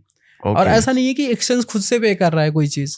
सो वो ट्रांसपेरेंट चीजें चलती हैं। तो ये कह सकते हैं जीरो रिस्क कह सकते हैं इसको? हाँ, डेफिनेटली क्रिप्टो में है। मतलब डेलीगेशन या फिर जो आप स्टेकिंग पे लगा रहे हैं वो जीरो रिस्क है। स्टेकिंग पे जो कॉइन्स ले रहे हैं, प्राइस मूवमेंट तो होता रहता है ओवर द टाइम। जैसे प्राइस में जैसे आपने आज इथेरियम ले लिया, सो शायद कल इथेरियम $3,000 हो या हो सकता है $7,000 हो, तो प्राइस मूवमेंट वाला जो रिस्क है वो आपका होता है। अगर आप लॉन्ग टर्म होल्ड कर रहे हो तो उसमें कोई टेंशन नहीं। प्राइस अगर गिर रहा है तो फिर 10% प्रॉफिट कैसे हो सकता है? 10% प्रॉफिट अगर एक्सपेक्ट कर रहे हैं साल का, तो आज अगर कोई चीज 100 रुपए की है तो एट द एंड वो 110 रुपए का है, तभी तो 10%, राइट। या फिर कोई और तरीका हो सकता है? नहीं, इसमें और है। होता क्या है, जैसे आपने 100 इथेरियम मान लो ले लिया, एक एग्जांपल बताता हूँ। 100 इथेरियम ले लिया तो जो आपने स्टेकिंग किया तो साल में आपको 5 इथेरियम एक्स्ट्रा मिले, मे बी 5% आपको मिला। सो इथेरियम मिलता है, प्राइस से मतलब नहीं होता है इसमें। अच्छा, एक्स्ट्रा इथेरियम मिलता है। अब इथेरियम की प्राइस में भी डबल हो गई तो वो जो मिला इथेरियम आपको 5 एक्स्ट्रा, वो भी डबल ही प्राइस की जाएगा। तो स्टेकिंग पर जिस भी कॉइन में हम लगाते हैं, चाहे इथेरियम हो, पॉलीगन हो, उसमें रिवॉर्ड में कॉइन ही मिलता है। राइट। ओके, अब उस कॉइन की वैल्यू कुछ भी हो सकती है। ओके, ये स्टेकिंग हो गया, स्पॉट हो गया। इसके बाद FNO आता है। FNO में जो है वो तो ऑलरेडी FNO बहुत सारे प्लेटफॉर्म्स ऑफर कर रहे हैं। सो हमारे पास में मोर देन 600 से पेयर्स हैं। और सबसे बेस्ट बात है, अभी आप इंडिया में देखेंगे तो मोस्ट ऑफ एक्सचेंजेस के पास में USDT पेयर में FNO है, ठीक है। USDT पेयर में आप जाओगे, INR डिपॉजिट करोगे, बट USDT पेयर में होता है। But we have more than 600 pair sir, जिसमें कि आप INR में डायरेक्टली है, आपको USDT में कोई विजिबिलिटी वो नहीं है, डायरेक्टली INR में है। लेट्स की बिटकॉइन की प्राइस 1 करोड़ चल रही है तो आप 1 करोड़ की प्राइस पे आप पोजीशंस ओपन कर सकते हो। ओवरऑल टोटल चीज भी INR में है। लाइक आप स्टॉक्स में जो देखते हैं उसमें USDT वाला सीन नहीं होता है, ठीक है। सो टोटली INR में होता है। उसमें होता क्या है, विजिबिलिटी लोगों को क्लियर होती है, उसमें उनको USDT और इन सब के लफड़े नहीं होते। डायरेक्टली INR पे किया, INR से पोजीशन ओपन की, INR में भी शायद 1 लाख 2 लाख का प्रॉफिट हुआ, पोजीशन क्लोज किया, INR में आ गया। सो वो एक बेटर ऑप्शन है जो इवन अभी मोस्ट ऑफ इंडियन एक्सचेंजेस को अगर आप देखेंगे, आई थिंक मोस्ट ऑफ क्या लगभग नहीं है, किसी में भी नहीं है। ओके, बट वो सन क्रिप्टो में है, वो भी 600 से ज्यादा पेयर्स INR में मिल जाएंगे आपको। ओके, फीस कम है, ज्यादा है? सो फीस इवन जो इंडस्ट्री लेवल है उस पे उसी के आसपास सबकी फी है। इवन हम लोग यूजर्स को कुछ रिवॉर्ड्स वगैरह भी देते हैं, कैशबैक्स एंड वो सारी चीजें, वो हमारी अलग अलग ऑफर्स चलते रहते हैं, बट फी लगभग कंपेरेटिव इक्वली है। ठीक है। अच्छा, एक चीज और बताइए, क्रिप्टो में एक चीज कहते हैं, not your keys not your crypto. तो SIP अगर कोई आदमी कर रहा है तो आपके एक्सचेंज पर पैसा डिपॉजिट हो रहा है, करेक्ट है ना? कल को बिटकॉइन में किया है, जिसमें भी किया है, लेकिन उसकी की तो उसके पास है नहीं, राइट। तो वो एक्सचेंज के साथ कल को कुछ गड़बड़ हो गया, जैसे पास्ट में हमने देखा भी है, वजीरेक्स के साथ हुआ था, छोटा सा अटैक CoinDCX के साथ भी हुआ था। कल को एक्सचेंज को कुछ हो गया तो उसका तो पैसा गया। एग्जैक्टली, ये परफेक्ट चीज है जो आपने किया है। सो होता क्या, नॉट योर कॉइन्स, ये परफेक्ट है और आई थिंक ऐसा होना भी चाहिए। बट पहले हम बात करते हैं कि एक्सचेंजेस अभी क्रिप्टो करेंसी विड्रॉल्स अलाउ करते भी हैं या नहीं लोगों को अपने वॉलेट एड्रेसेस में ले जाने के लिए, ड्यू टू सम चैलेंजेस जो कि अभी रेगुलेटरीज एंड अदर से आ रही है। उसके लिए अभी इंडियन क्रिप्टो एक्सचेंजेस जो है क्रिप्टो विड्रॉल्स अलाउ नहीं कर रहे हैं फॉर द रिटेल यूजर, जो रिटेल्स यूजर्स है उनके लिए। अच्छा, ये हम क्लियर कर दें, क्रिप्टो विड्रॉल, पैसा विड्रॉल नहीं, पैसा तो विड्रॉ कर लो, पैसा कभी भी क्रिप्टो विड्रॉल्स है, राइट।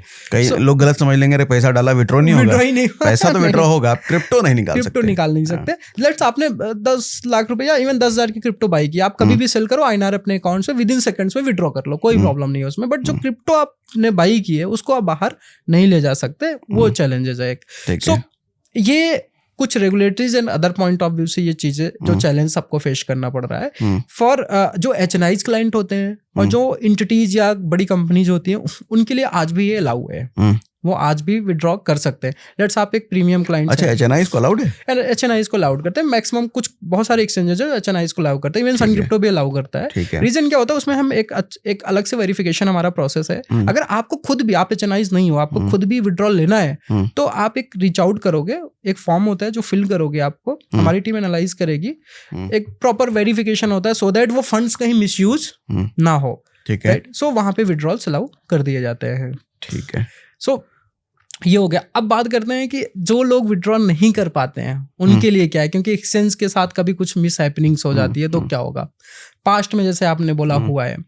सो ये जो प्रोसेस है ये एक्सचेंज पे डिपेंड करता है। हर एक एक्सचेंज की अपनी एक अलग मैकेनिज्म होती है, पॉलिसी होती है, वो कैसे इस चीज को करते हैं। लाइक अभी हम सन क्रिप्टो की बात करें तो हम लोग जो भी फंड्स यूजर्स का होता है, लेजर एक इंडिया नहीं बल्कि वर्ल्ड, अगर हम देखें पूरे वर्ल्ड में सबसे नोन ब्रांड है लेजर, मतलब जिसको हम हार्डवेयर वॉलेट बोलते हैं। हाँ, लेजर आता है और वही आई थिंक सभी पूरे वर्ल्ड में वही चलता है। सो सन क्रिप्टो लेजर के साथ पार्टनरशिप कर रखा है, जिसके वॉल्ट सर्विस है वो एक इंस्टीट्यूशनल सर्विस होती है, जिसकी कस्टडीज का कंट्रोल सन क्रिप्टो टीम्स के पास होते हैं, उसमें ओवरऑल एसेट्स होल्ड होती है। अब होता क्या है कि ज्यादा से ज्यादा, मुझे जो समझ में आपकी बात से, क्या ऐसा है कि सन क्रिप्टो के पास जितने भी एसेट्स हैं, जितने भी क्रिप्टो हैं, वो आप लेजर के वॉल्ट में रखते हैं? लेजर के वॉल्ट में होता है, राइट। अच्छा, और उसका खुद सन क्रिप्टो के पास भी नहीं रखे हैं? नहीं वो नहीं होता। बट जो लेजर में, जैसे आप कभी लेजर के, तो ये रिस्की नहीं है? आपने थर्ड पार्टी को दे रखा है सारा कुछ? बिल्कुल रिस्की नहीं है। होता क्या है कि जब आप लेजर डिवाइस बाई करते हो तो आपके पास में क्या होता है, कंट्रोल आपका होता है, लेजर का नहीं होता है।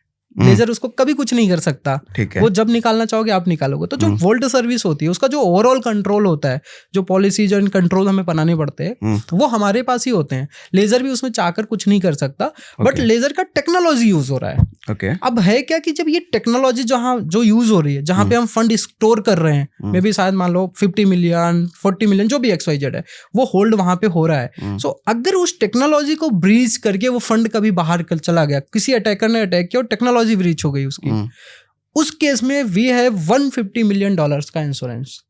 अच्छा, 150 मिलियन? $150 मिलियन का। ओके।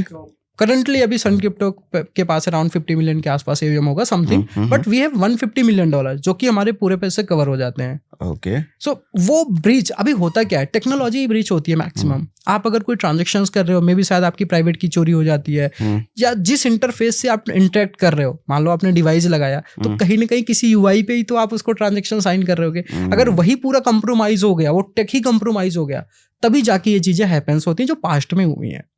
सो वो जो पूल है या वो जो स्टोरेज है, जिसको हम एक बोल सकते हैं, एक लॉकर अगर हमने बाई किया, उसका की हमारे पास है, कंट्रोल हमारे पास, सब कुछ है। लेकिन अगर लॉकर चोरी होता है या लॉकर को कोई काट के ले गया तो इंश्योर्ड है वो।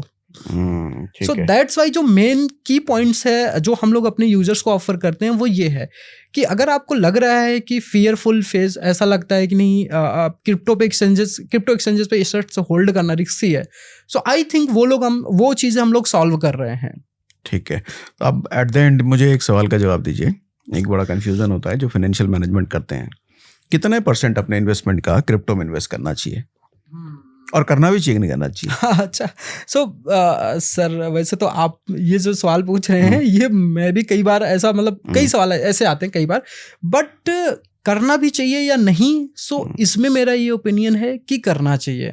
ओपनली बोल रहा हूँ, करना चाहिए। किसी पर्टिकुलर एज ग्रुप के लिए, जो ओल्ड एज हैं 45 से ऊपर, 50 से ऊपर, उनको भी करना चाहिए या सिर्फ यूथ को करना चाहिए? सो आई थिंक सबके अपने गोल होते हैं, आप अपने गोल के हिसाब से करो। जैसे गोल में क्या होता है, जो जेनजीज या यंग एज है उनका क्या होता है, उनका जस्ट लाइफ अभी शुरू हो रही है, अभी उनको बहुत सारी चीजें देखनी है, उनको आगे में भी शायद उनके बच्चों की पढ़ाई XYZ बहुत सारी चीजें हैं। सो उसके अकॉर्डिंग गोल्स होता है। दैट्स वाई आपने देखा होगा जेनजीज के नंबर से ज्यादा हैं। बट अगर कोई ओल्ड एज का है, अगर उनके सारे गोल फिल हो चुके हैं, तो मेरे हिसाब से उनको रेस्ट करना चाहिए, क्योंकि इसमें वोलेटिलिटी ज्यादा होती है। सो इन्वेस्टमेंट तो करना चाहिए। और और आप ये कह रहे हैं कि ओल्ड एज जिनके पास रिस्क लेने का स्कोप कम है वो छोड़ दो, लेकिन कोई issue जेनजी नहीं है। जिनके पास रिस्क लेने का स्कोप और कैपेबिलिटी ज्यादा है राइट। उनको जरूर करना चाहिए। और जेनजीज के लिए या फिर जो यंग एज है उनके लिए मैं ये बोलना चाहूंगा, रीजन क्या होता है कि आप टेक्नोलॉजी को समझते हो, आप नए दौर में चल रहे हो, आपको पता है क्या टेक्नोलॉजी आ रही है, कितनी सारी चीजें हो रही हैं, तो आप उस चीज पे कॉन्फिडेंस है आपका कि हाँ ये टेक्नोलॉजी परफेक्ट है, ये एसेट्स क्लास परफेक्ट है। सो वो एक था। अब जैसे अगर हम लोग अपने ग्रैंडफादर या अदर की बात करें, सो उनको टेक्नोलॉजी नहीं समझ में आती है, उनको गोल्ड पता है, हाँ गोल्ड कहीं नहीं जाएगा, सिल्वर कहीं नहीं जाएगा, बट अगर उनको बिटकॉइन कर दो तो उसमें क्या होता है, उनको होल्ड करना और बाय करना उनको थोड़ा सा लगता है। सो मेरे हिसाब से ये होता है कि जो यंग लोग हैं ना उनको तो डेफिनेटली करना चाहिए। रीजन उसका है कि ओवर द टाइम धीरे धीरे, जैसे मैंने आपको स्टार्टिंग में पॉडकास्ट के बताया कि अगर बिटकॉइंस $1 मिलियन कभी हिट करता है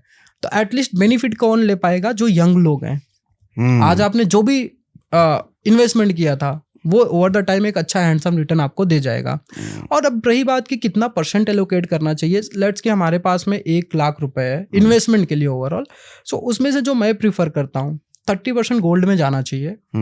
30% गोल्ड में जाओ, इवन 20% आप सिल्वर में चले जाओ, कोई इशू नहीं है। 50% इन्वेस्टमेंट का आपने गोल्ड सिल्वर में करा दिया। गोल्ड सिल्वर में करा दिया, टू बी सेफर साइड, मतलब टू बी ऑनेस्ट रिव्यूज जो मैं देता हूँ। ऐसा मैं कभी नहीं बोलता कि नहीं आप 100% क्रिप्टो में आ जाओ, ठीक है। रीजन होता है कई सारे, क्योंकि कई बार लोग इस चीज को फॉलो कर लेते हैं, बट मैं खुद बोलता हूँ कि आप मेरी बातों को फॉलो मत करो, खुद की रिस्क को समझो कि आप कितना रिस्क ले सकते हो। ठीक है, 50 कमोडिटी में गया, उसके बाद इसके बाद जो बचता है आपका मे बी 30%, 35% आप टॉप की क्रिप्टो करेंसीज में जाओ, वो बेनिफिट होता है। राइट, जैसे बिटकॉइन, इथेरियम, ठीक है, इन दोनों में आप आराम से जा सकते हो। इवन अगर आपका थोड़ा सा आप यंग हो, आप रिस्क लेने के लिए है तो कोई इशू नहीं है, 40 भी जाओ, ठीक है, इजिली आप जा सकते हो। बाकी का 10% जो होता है, आप अगर आप कैपेबल हैं रियल इस्टेट या अदर कोई भी मार्केट देखना चाहते हैं उसमें आप जाओ।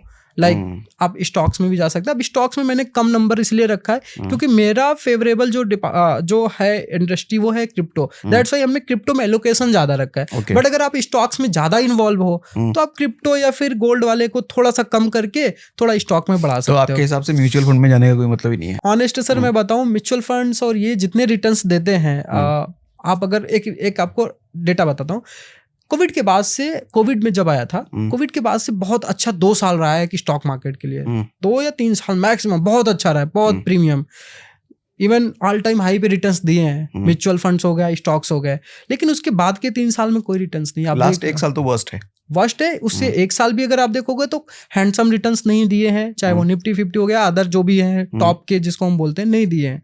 सो कंसीडर वो करना चाहिए कि ठीक है वो रिटर्न्स तो नहीं दे रहे हैं, बट वही लास्ट के 2 साल में बिटकॉइन, इथेरियम का रिटर्न आप देखो। नहीं, अगर ऐसा है तो बिटकॉइन भी तो 200%, 300% गिर जाता है एक साल में। राइट, ये तो ऐसे तो कई साल बिटकॉइन के भी खराब होते हैं, क्रिप्टो के भी खराब होते हैं। बिटकॉइन का साइकिल होता है जो कि एक बुल और बियर साइकिल चलता है, वो चीजों को समझते हुए। सो स्टॉक्स में क्या होता है कि एक जब भी आप इन्वेस्टमेंट कर रहे हो, करो आप, उसमें कोई इशू नहीं है, बट जैसे मेरा पर्सनल मेरा पॉइंट ऑफ व्यू हो पाता है कि यार स्टॉक्स में जा रहे हैं, म्यूचुअल फंड्स में जा रहे हैं, बट हमने 10 से 15% एलोकेशन रखा है फिर भी सेफर साइड के लिए, ठीक है। बट अगर कोई स्टॉक्स और इसमें भी ज्यादा इन्वॉल्व है, जैसे मैंने बताया, तो आप गोल्ड या फिर सिल्वर को कम करके थोड़ा सा आप उस साइड में चले जाओ स्टॉक्स में, बट क्रिप्टो वाला फिक्स आप रखो, एटलीस्ट 30-40 तो आप रखो एटलीस्ट मिनिमम। इससे फायदा क्या होता है, अगर सन क्रिप्टो पे भी करते रहो वो तो करना ही है सर।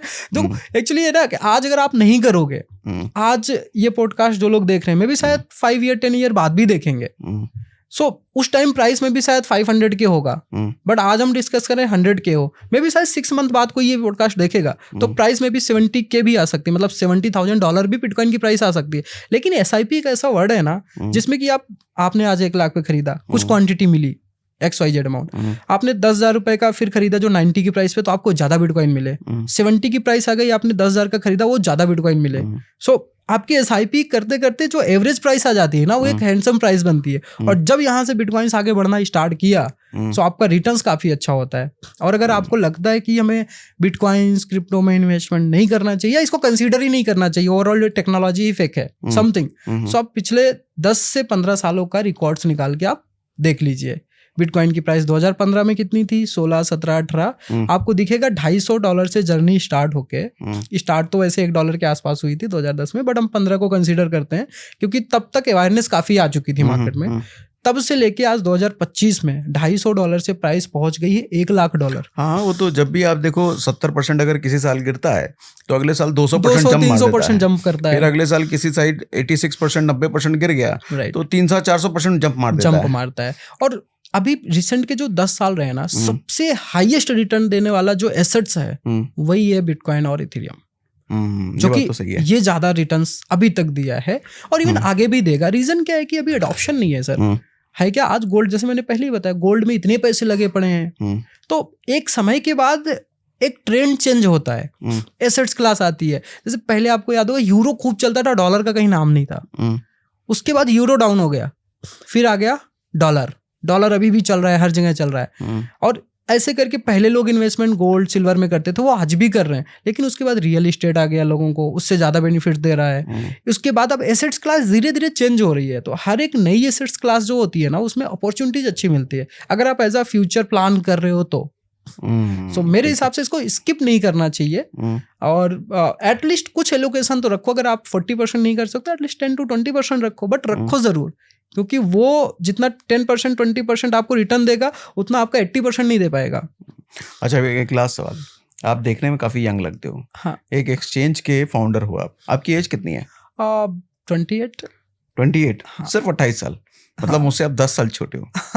और इतने बड़े एक्सचेंज को आप फाउंडर हो आप, ये सोच कहाँ से आई, मतलब कि क्रिप्टो एक्सचेंज शुरू करना है? हाँ। उसका थोड़ा सा जर्नी बताओ। जैसे मैं पहले भी एक्सप्लेन किया हूँ कि मैं कॉलेज में था। और कितने टाइम पहले ये शुरू किया था? हाँ, ये 2021 में स्टार्ट किया था हमने। अच्छा, 2021 में। अच्छा, कोविड के बाद? हाँ, कोविड का टाइम ही था। हाँ, ठीक है। तो उसकी जर्नी पे आता हूँ, वो उसमें क्लियर होता है। तो मैं कॉलेज में था, 2015 की बात है। मेरे एक फ्रेंड्स थे, उन्होंने मुझे बताया बिटकॉइन के बारे में। सो कॉलेज के टाइम पे कुछ ऐसा होता नहीं है, इन्वेस्टमेंट करने का कोई दूर दूर तक आइडिया नहीं होता है। थोड़े पैसे हैं तो चलो मस्ती करते हैं, कॉलेज टाइम ऐसा ही चलता है। बट उसने मुझे जिस तरह से एक्सप्लेन किया था, मुझे दिखाया था ऐसे करके देख सकते हो, तो मैंने उस सब चीज़ों को देखा था। आई थिंक वही प्राइस थी उसकी $200, $300, $500 के आसपास, जो भी इसी के आसपास प्राइस चल रही थी। मैंने देखा, फिर मैंने इग्नोर किया। बट कॉलेज के बाद 2017 के आसपास देखा, फिर बिटकॉइन की प्राइस देखा तो कितनी ऊपर चली गई। मतलब मैं सिर्फ प्राइस मॉनिटर करता था, मुझे ये नहीं पता था टेक्नोलॉजी क्या है उस टाइम भी। उसके बाद हमने टेक्नोलॉजी को समझना स्टार्ट किया, एक्चुअल में ये काम कैसे करता है, लोग कैसे। तो उस टाइम पे आपको भी पता है, इतनी सारी इंटरनेट और ये चीज़ें अवेलेबल बहुत कम रहती थी पहले। उसके बाद तो काफ़ी सारी चीज़ें चेंज हुई है। तो हमने एनालाइज किया टेक्नोलॉजी क्या है। चलो टेक्नोलॉजी तो एक अलग चीज़ हो गई, आगे सक्सेस होगी, बट हमारा जो मोटिव रहता था वो इन्वेस्टर पॉइंट ऑफ व्यू से रहता था। यार अगर ये $250 की चीज़ अगर $2000 की पहुंच सकती है तो कितना ज़्यादा प्रॉफिट हो गया। मतलब ऐसा लगता था कि बहुत ज़्यादा प्रॉफिट हो सकता है। सो वो हमें एक मोटिवेशन मिला, वहीं से मोटिवेशन मिला कि करना चाहिए। तो हमने भी वही उस टाइम से ही स्टार्ट किया इन्वेस्टिंग वगैरह। तो आपने इन्वेस्टिंग के साथ साथ एक्सचेंज शुरू करने का प्लान किया? राइट, इन्वेस्टिंग स्टार्ट किया। इन्वेस्टिंग भी हमारी बिटकॉइंस और इथेरियम में, मतलब बिटकॉइंस में तो लगभग $2,500-3,000 के आसपास थी, एंड इथेरियम में भी लगभग $100 के आसपास, $100 के आसपास। तो ये इन्वेस्टिंग से हमारी जर्नी स्टार्ट हुई। इन्वेस्टिंग अगर आप की हो तो डेफिनेटली आप किसी न किसी प्लेटफॉर्म को देखोगे, चेक करोगे, प्रॉब्लम्स भी समझोगे कि क्या आ रही हैं। सो इसके बाद फिर मैं लकली मिला अपने को फाउंडर जो हैं प्रमोद जी, उनके साथ मेरी मुलाकात हुई। मुझे नहीं पता था हम लोग क्या करेंगे आगे, फ्यूचर कुछ नहीं था, जस्ट ऐसे मिले थे एज अ फ्रेंड। उसके बाद में फिर हमने डिस्कस किया। तो लकली प्रमोद जी भी उस समय राइट, उन्होंने इंजीनियरिंग की कंप्लीट पढ़ाई करने के बाद में वो IT कंपनी चला रहे थे। आपका भी बैकग्राउंड इंजीनियर का ही है? नो, हमारा बैकग्राउंड इंजीनियरिंग का नहीं है। जस्ट मैं BA आप बोल सकते हो, BA ड्रॉप आउट भी बोल सकते हो। अच्छा। हाँ, एंड देन मार्केटिंग में मेरा ज्यादा नॉलेज था और इन्वेस्टमेंट से रिलेटेड, मतलब फाइनेंस की चीजों में मेरा ज्यादा दिमाग ज्यादा था। यार कैसे मैनेज करते हैं पैसे, तो कैसे। ग्रेजुएशन ड्रॉप आउट, वो BA ड्रॉप आउट ने एक्सचेंज शुरू किया? ओके, आप बोल सकते हैं ऐसा। तो उनसे मुलाकात करने के बाद भी लकली वो क्या था कि वो IT कंपनी चला रहे थे और वो उनका भी क्रिप्टो में स्कोप था। वो पहले से प्राइस मॉनिटर करते 2015 के आसपास, वो देखते थे प्राइस क्या चल रही है। मतलब वो क्रिप्टो के बारे में काफ़ी ज़्यादा मतलब वेल एजुकेटेड थे, कैसे काम करता है, क्या होता है। सो हमारी जब मुलाकात हुई तो एज अ मैं इन्वेस्टर था, मुझे इन्वेस्टमेंट था पता, उनको टेक पता था। सो हमने सोचा क्यों ना कुछ प्रॉब्लम सॉल्व करते हैं। तो पहले हमने आइडेंटिफाई करने का ट्राई किया कि क्या प्रॉब्लम हो सकती है। ऑलरेडी तो सारी प्रॉब्लम सॉल्व होती है। सो जब हम लोग किसी पे ट्रेड करते तो पहले क्या होता था कि आप आज पैसे डिपॉजिट कर रहे हो तो शाम तक आपके वैलेट में पैसे आते थे, जो कि आप बाई करते हो। कई बार 2 दिन भी लग जाते थे। तो बहुत सारी ऐसे चैलेंजेस थे। पहले मतलब 2021 की बात कर रहे हैं? हाँ, 2021 से पहले, लॉकडाउन के आसपास, इसी के आसपास। तो बहुत सारी चैलेंजेस थे उस टाइम पे, जो कि यूजर्स किसी को अगर बाई सेल करना है तो ऑर्डर बुक देखना पड़ता था हम्म, कि बायर है या नहीं है, सेलर है या नहीं, बहुत सारी कॉम्प्लिकेटेड चीजें थी। तो हमने सोचा ऐसा क्यों ना करते हैं कि जस्ट आपने पैसे डिपॉजिट किया, आपने 2 क्लिक किया, बिटकॉइन आपके वॉलेट तुरंत। में, आपने जब चाहा तब सेल किया, विद इन सेकंड्स पैसे आपके अकाउंट्स में। अच्छा That's अच्छा all. अच्छा, So, ओके। फिर हमने ये इस प्रोस्पेक्टिव से काम करना स्टार्ट किया और फिर धीरे धीरे हमने डिसाइड कर लिया कि हमें करना ही है। तो हमने 2021 के आसपास स्टार्ट किया बिल्डिंग, और हमारी टीम में सिर्फ 2 ही लोग थे। To be honest, Pramod ji engineers थे, मैं सिर्फ प्रोडक्ट्स पे देखता था क्या बनाना है। अच्छा अच्छा, तो तो टेक्नोलॉजी उन्होंने बनाई क्या? हाँ, टेक्नोलॉजी उन्होंने बनाई एंड 2 ही लोग काम किए। इवन जब हमारा लॉन्चिंग का टाइम आ गया तो हमने 2 टीम और एड ऑन की, तो 4 की टीम से हमने अपने प्लेटफॉर्म को जुलाई मंथ से, हाँ जुलाई अगस्त में इवन, तो सिर्फ 4 लोगों की मदद से एक्सचेंज लॉन्च हो गया। एक्सचेंज लॉन्च हुआ एंड फर्स्ट डे हमें अच्छा इंप्रेशंस मिला। आई थिंक 20,000 से ज्यादा रजिस्ट्रेशंस आए एक दिन में। मार्केटिंग कैसे करी? मार्केटिंग जस्ट कुछ नहीं था, प्रोडक्ट सिंपल था, प्रोडक्ट्स जो क्लिक में बाई करो, बात खत्म। नहीं, और लोगों कुछ तक नहीं। पहुंचा कैसे? एक साथ क्रिप्टो भी कुछ है, राइट। सो होता क्या था कि हमने शुरू में जब हम एक्सचेंज लॉन्च कर रहे तो उससे पहले हमने मार्केट एनालाइज किया कि क्रिप्टो वाले लोग कहाँ पे हैं। ठीक तो है। पहले भी यही चलता था, लोग टेलीग्राम में रहते थे, बहुत सारे एक्टिव मेंबर्स रहते थे। तो मैं क्या, हम और भी एक टीम थी हमारी, तो उनके साथ हम लोग मिलके उनको रीच आउट किए कि भाई हम ये प्लेटफॉर्म ला रहे हैं, इतना ईजी है, इतना ये है, थोड़े बहुत एफिलिएट्स आपको देंगे। अच्छा अच्छा। सो वो मॉडल पे हम गए। तो जैसे ही हमने प्लेटफॉर्म लॉन्च किया, फर्स्ट डे में 20,000 रजिस्ट्रेशन आ गए, प्लेटफॉर्म डाउन हो गया, सारी चीजें, मतलब इवन हमें भी नहीं एक्सपेक्टेशन थी ना, हमारे पास कोई टीम ही नहीं थी, कस्टमर सपोर्ट हैंडल कौन करेगा। तो वो डाउन हुआ। फिर हमने 15 दिन के लिए रजिस्ट्रेशन बंद कर दिया। हमने पूरी टीम हायर की, support team, even operations team, सारी टीम हायर कर डाली। उसके बाद फिर हमने रजिस्ट्रेशन स्टार्ट किए। फिर वो हमारी जर्नी स्टार्ट हुई। तो वहां से लेके अभी तक हमारे पास 2 मिलियन के आसपास। तो आपने कस्टमर पहले ले आए और उसके बाद कंपनी बाद में एस्टेब्लिश किया। राइट, ये बढ़िया है। ठीक है। सो ये ओवरऑल जर्नी रही थी sir. Thank you Umesh ji, मजा आया आपसे बात करके। आपने बहुत कुछ अलग पर्सपेक्टिव हमें शेयर किया। सन क्रिप्टो का लिंक हमने डिस्क्रिप्शन में डाल दिया है। आप लोग अगर सन क्रिप्टो के साथ जुड़ना है तो डेफिनेटली आप जुड़ सकते हैं। ठीक है, thank you very much Umesh ji. Thank you sir, यहाँ पे इनवाइट करने के लिए हमें। और लगता है मुझे कि जो भी ऑडियंस है उनको काफी नॉलेज मिला होगा। इवन नहीं भी मिला है तो कमेंट करना, ट्राई करेंगे फिर से क्लियर करने का। हाँ, ठीक है। Thank you sir.